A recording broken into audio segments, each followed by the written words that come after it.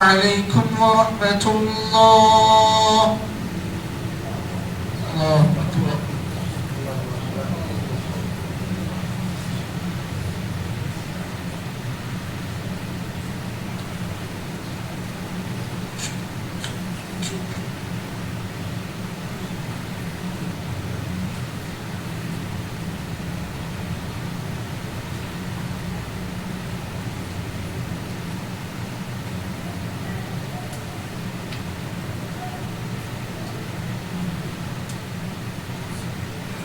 الحمد لله والصلاة والسلام على رسول الله وعلى آله وصحبه ومن والاه.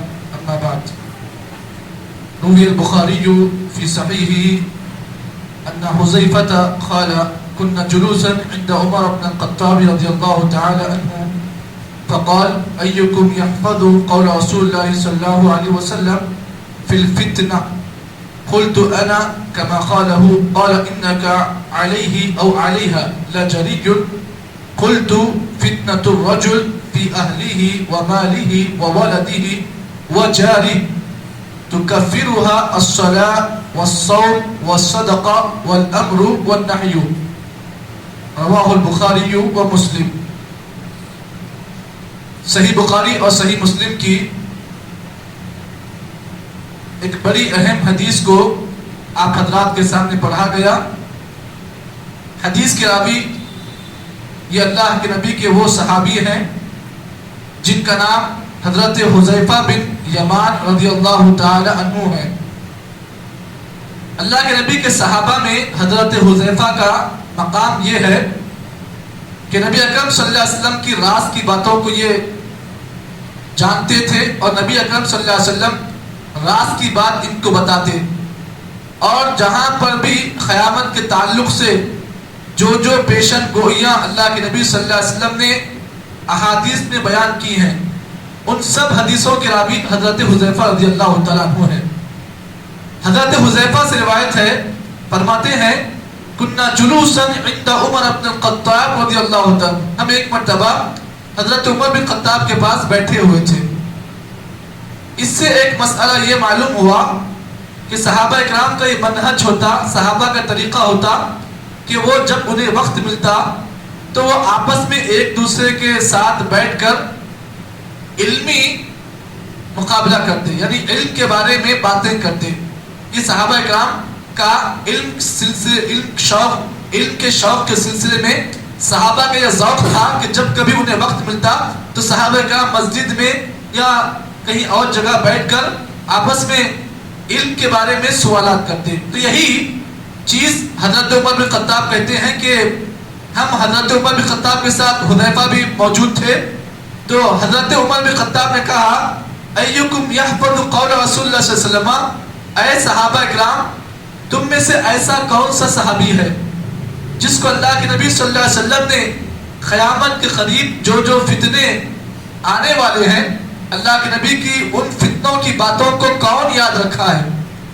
فقال حذیفہ، صحابہ اکرام کے تمام مجموعے میں حضرت حذیفہ نے کہا: میں جانتا ہوں کہ اللہ کے نبی نے فتنوں کے زمانے میں آپ نے کیا بات بیان کی، اور میں اسے ہو بہو میں نے یاد رکھا اور میں آپ کے سامنے اس کو بولنے والا ہوں. حضرت حذیفہ نے کہا: فتنۃ الرجل فی اہلہ ومالہ وولدہ وجارہ، آدمی کا اپنے بیوی بچوں اور اپنے مال اور اپنے اولاد اور اپنے پڑوسی کے بارے میں گناہوں میں مبتلا ہونے کو، یعنی آدمی اپنے گھر والے، اپنی بیوی کا فتنہ، بیوی کی طرف سے جو آزمائش آتی ہے اور مال کی طرف سے جو آزمائش آتی ہے، اولاد کی طرف سے جو آزمائش آتی ہے، پڑوسیوں کی طرف سے جو آزمائش آتی ہے، تو اللہ کے رسول نے فرمایا: تکفرها الصلاۃ. جب کبھی آدمی کو اگر اپنے بیوی کی طرف سے کوئی فتنہ آئے، کوئی مصیبت آئے، تو آدمی کیا کرے؟ اس فتنے کا مقابلہ نماز کے ذریعے سے کرے. تکفرها الصلاۃ. اور دوسری چیز والصدقہ، اگر کسی آدمی کو اپنے اولاد کے بارے میں کوئی آزمائش آئے یا پھر پڑوسیوں کی طرف سے کوئی آزمائش آئے یا پھر مال کی طرف سے کوئی آزمائش آئے تو آدمی کو چاہیے کہ وہ نماز پڑھے، صدقہ دے، روزہ رکھے اور لوگوں کو اچھائی کا حکم دے اور برائی سے روکے۔ یہ چار چیزیں ایسی ہیں جب کبھی کسی آدمی کو بیوی کی طرف سے کوئی آزمائش آئے اور پڑوسیوں کی طرف سے کوئی آزمائش آئے، مال کی طرف سے کوئی آزمائش آئے اور اولاد کی طرف سے کوئی آزمائش آئے، تو آدمی کو چاہیے کہ وہ ان آزمائش کا مقابلہ نماز کے ذریعے سے کرے، صدقے کے ذریعے سے کرے اور لوگوں کو برائی سے روکے اور نیکی کا حکم دے۔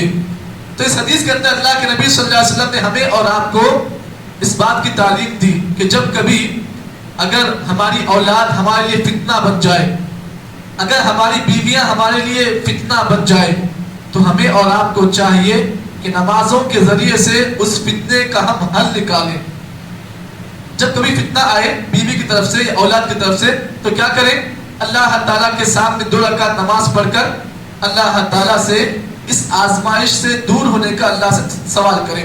جیسا کہ حضرت عمر بن خطاب رضی اللہ تعالیٰ عنہ کے بارے میں آتا ہے، جب قرآن مجید کی سورۃ طٰہٰ کی آیت نازل ہوئی، اللہ نے فرمایا وَأْمُرْ أَهْلَكَ بِالصَّلَاةِ وَاسْتَبِرْ عَلَيْهَا۔ اللہ تعالیٰ سورۃ طٰہٰ کی آیت میں فرمایا لوگوں تم اپنے گھر والوں کو نماز کا حکم دو، وَأْمُرْ أَهْلَكَ بِالصَّلَاةِ وَاسْتَبِرْ عَلَيْهَا، اور اس پر مضبوطی کے ساتھ جم جاؤ۔ تو جب یہ آیت کریمہ سورۃ طٰہٰ کی نازل ہوئی تو حضرت عمر بن خطاب رضی اللہ تعالیٰ عنہ کے بارے میں آتا ہے کہ جب کبھی وہ تہجد کی نماز کے لیے اٹھتے، قیام اللیل کے لیے اٹھتے، تو حضرت عمر بن خطاب رضی اللہ تعالیٰ قرآن مجید کی اس آیت کو پڑھ کر اپنے گھر والوں کو تہجد کی نماز کے لیے اٹھاتے۔ تو معلوم یہ ہوا کہ کوئی آدمی یا کوئی باپ یا کوئی بھائی اگر خود نماز پڑھتا ہے اور اس کا دوسرا بھائی بے نمازی ہے، اس کا باپ بے نمازی ہے اور بچہ نمازی ہے، تو باپ کو چاہیے، اولاد کو چاہیے کہ وہ جب نماز پڑھ رہا ہے تو اپنے نماز کو جانے سے پہلے اپنے گھر والوں کو بھی نماز کی طرف جگائے، کہے کہ دیکھو نماز کا وقت ہو چکا ہے، آپ لوگ اٹھ جائیے۔ عام طور پر کیا ہوتا ہے اور یہ مرحلہ کب ہوتا ہے؟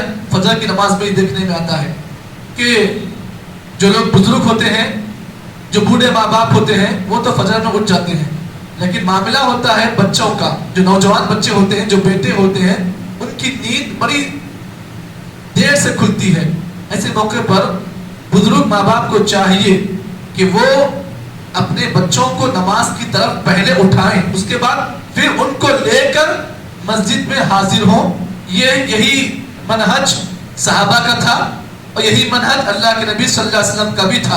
آپ علیہ الصلوۃ والسلام کے بارے میں آتا ہے کہ جب آپ نماز کی طرف، نماز کی اذان کی آپ کو آواز آتی تو آپ اپنے گھر سے ایسا نکل جاتے گویا کہ کوئی اجنبی آدمی ہو جس سے ملاقات کر کے آدمی چلا گیا۔ یہ جس کا منہج تھا، یہ اللہ کے نبی کا منہج تھا۔ جیسے ہی آپ اذان کی آواز سنتے آپ اپنے گھر کو ایسے چھوڑ دیتے کہ گویا کہ کوئی اجنبی لوگ ہیں، ان سے میرا کوئی تعلق نہیں ہے۔ آج ہمارا معاملہ کیا ہے؟